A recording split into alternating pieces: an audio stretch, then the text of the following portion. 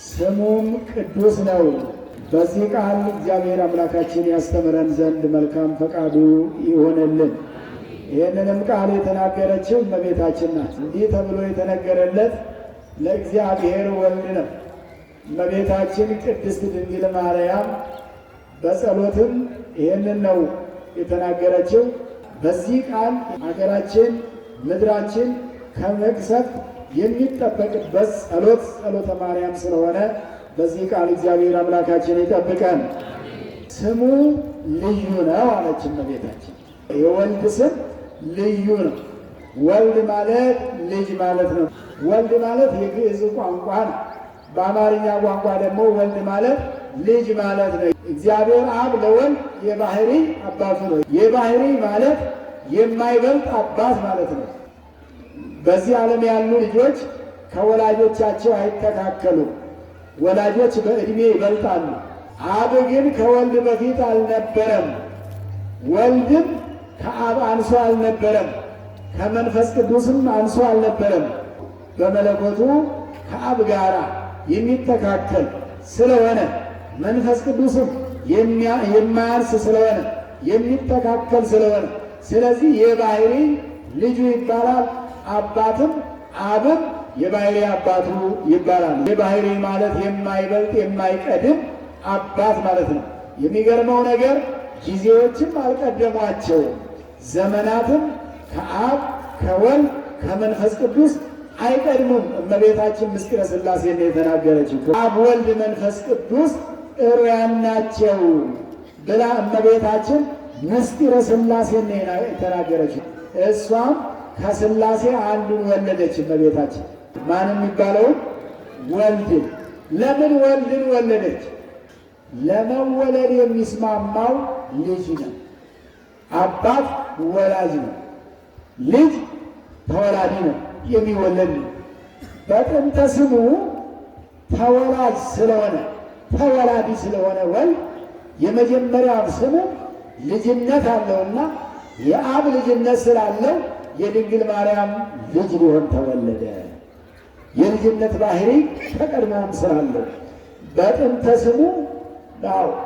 በስመ ወልድናው በስመ ልጅነቱ የአብ ልጅ የነበረው የድንግል ማርያም ልጅ ሆነ። እግዚአብሔር የተመሰገነ ይሁን። በእመቤታችን ልክ ግን የተከበረ ሰው የለም በእግዚአብሔር ዘንድ። እንደ እመቤታችን የከበረ ስለሌለ ከሚካኤልና ከገብርኤልም ትበልጣለች እኮ እመቤታችን። ከእግዚአብሔር በታች የከበሩ የሚባሉት ሁሉ ከድንግል ማርያም በታች ናቸው። ከድንግል ማርያም በላይ የሆነ እግዚአብሔር ብቻ ነው ያለው። ስለዚህ የከበረች እናት ወልድን ለመውለድ አምላክን ለመውለድ ተመረጠች።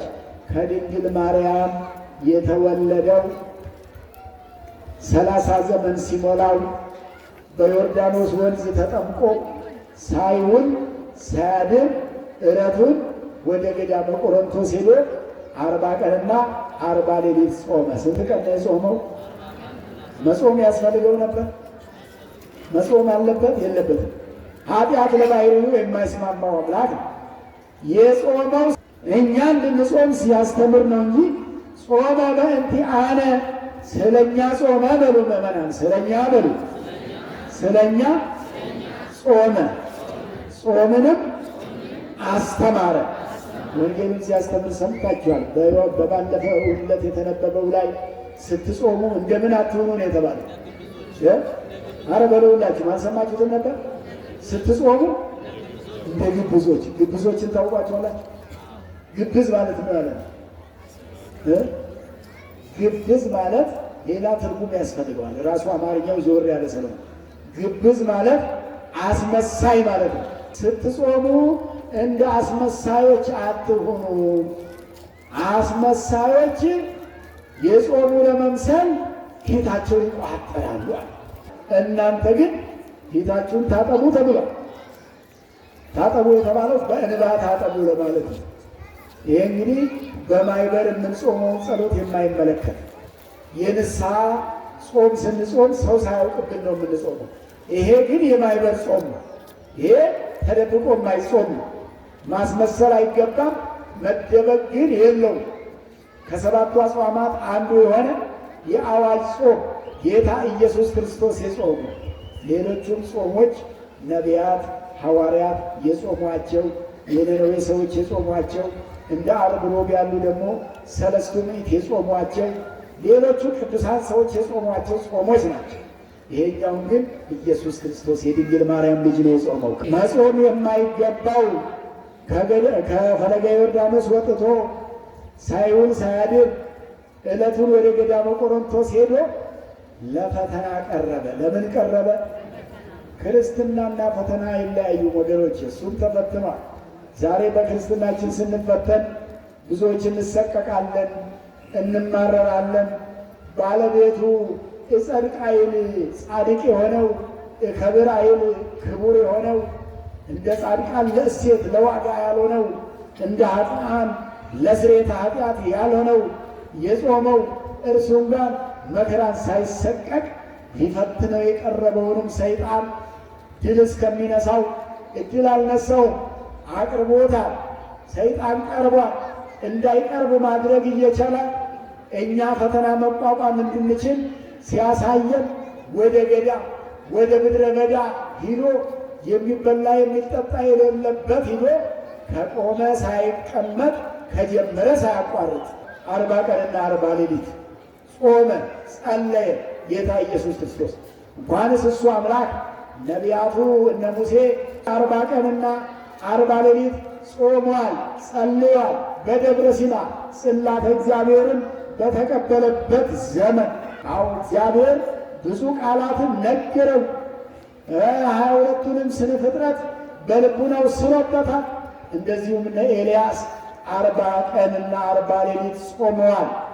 እሱም ቢሆን በማቴዎስ ወንጌል ምዕራፍ 5 ቁጥር 17 ላይ ለእነ ሙሴ 40 ቀንና 40 ሌሊት እንዲጾሙ ያዘዛቸው እነ ዕዝራ ሱቱኤልን፣ እነ ሕዝቅኤልን፣ እነ ኤልያስን፣ እነ ዳንኤልን እነዚህን 40 ቀን እንዲጾሙ ያዘዘ ለእነሱ 40 ብሎ እሱ ከዛ አላስበለጠም፣ ከዛ አላሳነሰም።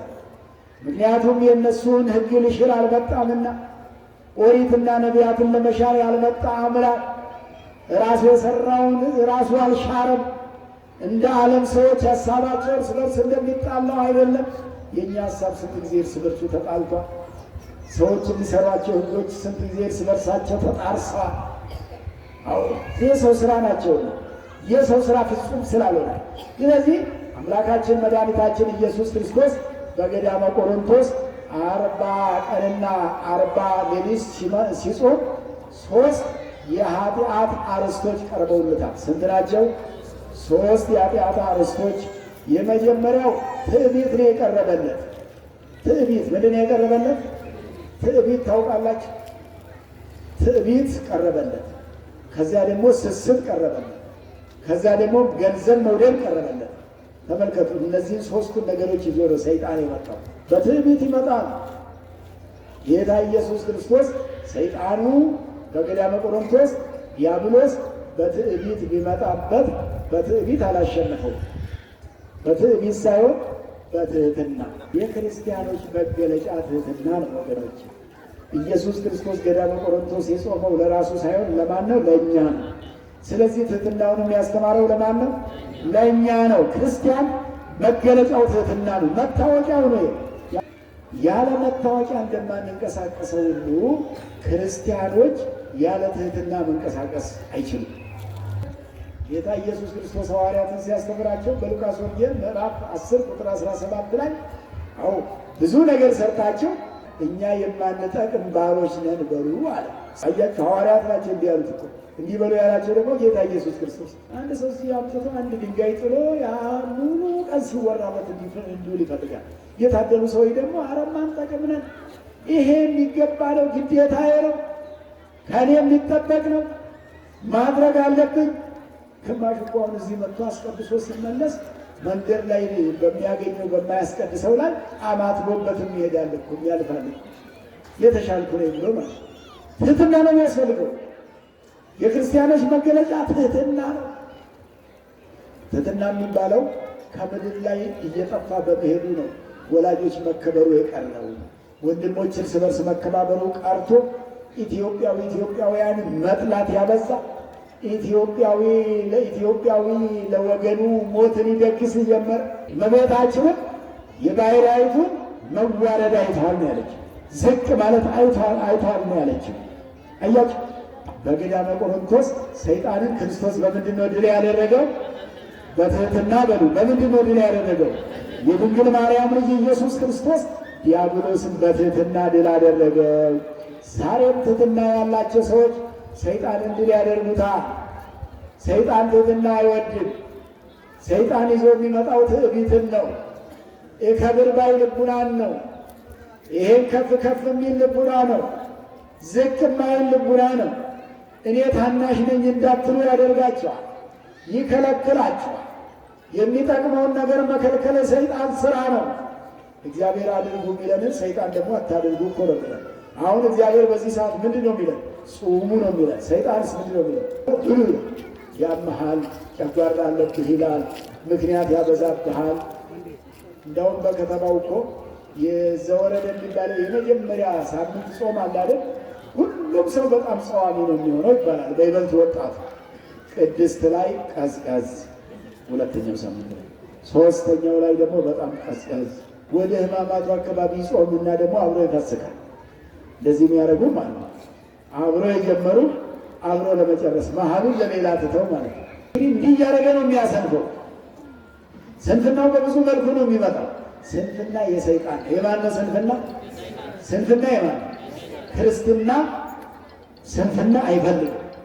በጾም ውስጥ የሚሰንፍ ሰው፣ ለመጾም የሚሰንፍ ሰው፣ ለመጸለይ የሚሰንፍ ሰው፣ ለመስገድ የሚሰንፍ ሰው ከእግዚአብሔር አይደለም። ከእግዚአብሔር የሆኑ ሰዎች በጾማቸው ትጉሃን ናቸው፣ በጸሎታቸው ትጉሃን ናቸው። አዎ። ስለዚህ እግዚአብሔር ጾሙ ሲለን ሰይጣን ሌላ እያለ፣ እግዚአብሔር ትሕትና ያስፈልጋችኋል ሲለን ሰይጣን ደግሞ ትዕቢት ያስፈልጋችኋል ሲል፣ እንዲህ የሆነ ተቃራኒ ነገር ሲመጣ መርምሩት፣ መንፈስን ሁሉ መርምሩ ተብለን የለ? ይሄ ከማን ነው በሉት። ሲመጣባችሁ የሚመጣባችሁን ሀሳብ ከማን ነው? ራሳችሁ መመርመር ሲያቅታችሁ ደግሞ ወደ መምህራነ ንስሐ፣ ወደ አበው ንስሐ፣ ወደ ንስሐ አባቶች ሄዳችሁ እንደ መንፈስ ይመላለስብኛል ከምን ይሆን በሉ። አስመርምሩ፣ ይመርመር። ያልተመረመረ ሀሳብ የሰይጣን ሊሆን ይችላል፣ ከእግዚአብሔር ላይሆን ይችላል። ይሁት በደንብ ውስጣችሁን መርምሩ። በትምህርተ ኅቡዓት ላይ በኪዳን ትምህርት ላይ ጌታ ኢየሱስ ክርስቶስ ራሳችሁን መርምሩ ይላል። የውስጥ ዓይናችን ራሳችንን ያያል። ይሄ የውጭ ዓይናችን ግን ወደ ሰው ብቻ ነው የሚያየው፣ ወደ ራሳ ያይ ምሻይ። ድንግል ማርያም የውስጥ ዓይናችንን ብሩህ ታደርግልን። የውስጥ ዓይን ሲበራ ራስን ነው የሚያየው፣ ሌላ ሰው ያየው። ብዙ ሰዎች የውጭ ዓይን ብቻ ያያል፣ የውስጥ ዓይን ጠፍቶ ይኖራል። የውስጥ ዓይን ከጠፋ እግዚአብሔርን እንዳናይ፣ አሁን እንዳልኳቸው ትሕትና እንዳይኖረን ያደርጋል። ሌላው ደግሞ ምን አመጣበት ሰይጣን ብትሉኝ፣ ስስት እያለ መሰሰት፣ አይበቃኝም ማለት፣ ያንሰኛል የሚል ኑሮ ይበቃኛል ማለት የሚያቅተው ሰው። ቅዱስ ጳውሎስ ከኛ የሚለየው ምንድን ነው ያለው? ኑሮዬ ይበቃኛል ያለው ቅዱስ ጳውሎስ። የእግዚአብሔር ሰዎች ከኛ የሚሻሉት እኮ ያለው ይበቃኛል ነው ብሎ የእግዚአብሔር ያልሆኑ ሰዎች ደግሞ አይበቃኝም ነው። ምንም ቢያግበሰብሱ አልሞላም፣ ገና ነው፣ አልደረሰም። እንደው ቁረቡ እንኳ ሲባሉ ገና ነው፣ ገንዘቡ ተሰብስቦ አላለቀም የሚሉ ሰዎች አሉ። ገንዘብ መሰብሰብና ቁርባን ግን ያገናኛል። መቁረብ ጽድቅ መሰብሰብ፣ ገንዘብ መሰብሰብ ደግሞ ካላወቁበት ገንዘብ ሊያጠፋም ይችላል። ካወቁበት እንደነ አብርሃም እንደነ ኢዮብ እንደነ ደጋጎቹ ቀደምት አባቶች የሚጠቀሙበት ክርስቲያኖች ዛሬም አይታጡ፣ ዛሬም አሉ። ዛሬም ደጋጎች አሉ፣ እንደ ኢዮብ ያሉ አሉ፣ እንደ አብርሃም ያሉ አሉ። ቤት እንዲቆጥራቸው እግዚአብሔር እንዲቆጥራቸው እግዚአብሔር የሚያውቃቸው በገንዘባቸው ቤተ እግዚአብሔርን አገልግለው የሚደሰቱ ሰጥተው የሚደሰቱ። በመስጠት ያለ ደስታ በመቀበል ውስጥ የለም። ክርስቲያኖች ምናልባት እንደኔ አይነቱና ሌላው የሌለው ሰው የለኝም ብሎ ያሰበ ሰው ማግኘት መቀበል በጣም የሚያስደስት ሊመስለው ይችላል። ከመቀበል ግን መስጠት ነው የሚያስደስተው። ለክርስቲያኖች መስጠት ያስደስታል። መስጠት ፈልገው የሚሰጡትን እንኳን ያጡ ክርስቲያኖች መሻታቸውን እግዚአብሔር ይቀበልላቸዋል። በዚህ በቅዳሴው ስርዓት ላይ መጀመሪያ መግቢያው ላይ ንፍቁ ካህን የመጀመሪያው የሚያነቡት ላይ የሚሰጡትን ሁሉ ተቀበላቸው ይልና መስጠት ፈልገው የሚሰጡትን የሌላቸው ደግሞ መሻታቸውን ተቀበሉ። ፍላጎታችሁንም እኮ እግዚአብሔር ይቀበልላቸዋል። አውቃችሁታል። መልካም ምኞት እንደ ገንዘብ እንደሆነ አውቃችኋል። በጣም ብዙ ሰዎች መልካም ምኞት ጠፍቶባቸው መልካም መሻት መልካም ነገር መሻት ተስኗቸው። መልካም ነገር መሻቱ ከሌለ ገንዘቡ ቢኖር አይሰጥም ወገኖች። ስላለ አይደለም ወይንም ደግሞ ስለሌለ አይደለም። የሚሰጠው የመስጠት ፍላጎት ሲኖር፣ የመስጠቱ ፍላጎት የሚመጣው ደግሞ የእግዚአብሔርን ነገር በትክክል የተረዳ የገንዘብን ለነፍሳችን መጠቀሚያና ለራሳችን መገልገያ መሆንን ያወቀ። ስለዚህ ስስት ነበር ያመጣበት። ጌታ ኢየሱስ ክርስቶስ በስስት ቢመጣበት በምን ላደረገው? በትዕግስት። ይበቃል ማለት እንደ ልመድ የክርስቲያኖች ቋንቋ ነው። ብዙ የእግዚአብሔር ሰዎች በመከራ ውስጥ ሆነው እግዚአብሔርን ያመሰግናል። እኛ መልካም ዘመን ብቻ ነው የምንመኘው። መልካም ዘመን የሚመጣው እኛ መልካሞች ስንሆን፣ እኛ መልካሞች ሳንሆን፣ እኛ ሳንሆን ዘመኑ መልካም እንዲሆን እንመኛለን። ዘመኑን ያበላሸነው እኛ እንጂ ማንም አይደለም። ነዋሪው ነው። የዛሬ ከቀድሞ ከዛሬ 100 ዓመትም ከዛሬ 200 ዓመት በፊትም የነበረው ዘመን አንድ ቀን 24 ሰዓት ነው። አልተቀየረም። አሁን እኛ ነን የተቀየረ። የቀድሞ አባቶችና እኛ የእኛ ድክመታችን ስንፍናችን ነው። ቅድም እንደነገርኳቸው የመጨረሻው ሰይጣን ጌታ ኢየሱስ ክርስቶስን የፈተነው በገንዘብ በመውደድ በገንዘብ መውደድ ሲመጣበት በገንዘብ መጥላት ነው ክርስቶስ ድል ያደረገው። ገንዘብን መገልገያነቱን ማንኛውም ሰው ይገለገልበታል። ቤተክርስቲያንም በዚሁ አይደለም የምትገለገለው። የትኛውም እንቅስቃሴ ያለ ገንዘብ አይደለም። መውደድና መገልገያ ማድረግ ግን ይለያያል። መውደድ ማለት ከወንድም ይልቅ ገንዘብን አስበልጦ መውደድ። ልጆችም ከወላጆቻቸው ይልቅ ገንዘባቸውን፣ ሀብታቸውን፣ የሚወርሷቸውን ነገር ሲቆጥሩ ሲያስቡ የሚውሉ ከሆነ ከወላጆቻቸው ገንዘብን አስበለጡ ማለት ነው። እግዚአብሔር ይማረን ወገኖች። ገንዘብን እንደ መገልገያነቱ ራሳቸውን የሚያጠፉ ገንዘብ አጥፍተው ራሳቸውን የሚያጠፉ ገንዘቡን በአግባቡ ማስተዳደር ያቃታቸው፣ ገንዘቡ የሚመራቸው፣ ገንዘቡ የሚያስተዳድራቸው። ገንዘባችሁ አይምራችሁ፣ እናንተ ምሩት፣ እናንተ አስተዳድሩት። እሱ ወደ ሌላ ስፍራ ወደ ኃጢአት ስፍራ እንሂድ ሲላችሁ እናንተ ወደ ቤተክርስቲያን ይዛችሁት። አምጾ መሄድ ይፈልጋልና አስሮ ይዞ መምጣት ያስፈልጋል። ደግነቱ ገንዘብ ታስሮ ማለት ባንኩ አስሮ ነው የሚሰጠው። ታስሮ እንኳን የማይታሰር እኮ ታስሮ የማይታሰር ተገንዞ እያለ ተፈቶ የሚሄድ ወደ ያልሆነ ስፍራ የሚወስድ ብዙ በገንዘባቸው የጠፉ ሰዎች አሉ። የተጠቀሙ እንዳሉ ሁሉ በገንዘባቸው የጸደቁ እንዳሉ ሁሉ በገንዘባቸው ደግሞ የሚኮነኑ አሉ። በገንዘባቸው የምትኮነኑበት ቦታ እንዳለ ሁሉ እዚህ ስፍራ ደግሞ በገንዘባችሁ የምትጸድቁበት ቦታ፣ በጾማችሁ የምትጸድቁበት ቦታ፣ በጸሎታችሁ የምትጸድቁበት ቦታ፣ የመጽደቂያ ስፍራ ቤተ ክርስቲያንን የሰጠን እግዚአብሔር የተመሰገነ ነው። በእኛ ለደካሞቹ ደግሞ አማላጅ ሰጥቶናል። የምታማልደን ስምሽን የጠራ መታሰቢያሽን ያደረገ ይማርልሻል ተብለናል። እንግል ባሪያም ለሱ ለድነታችን ምክንያት የሆነች ናትና ወቅዱስ ስሙ ቅዱስ ነውና እኛንም ለቅድስና ጠርቶናል። ክብርና ምስጋና ለአምላካችን ነው።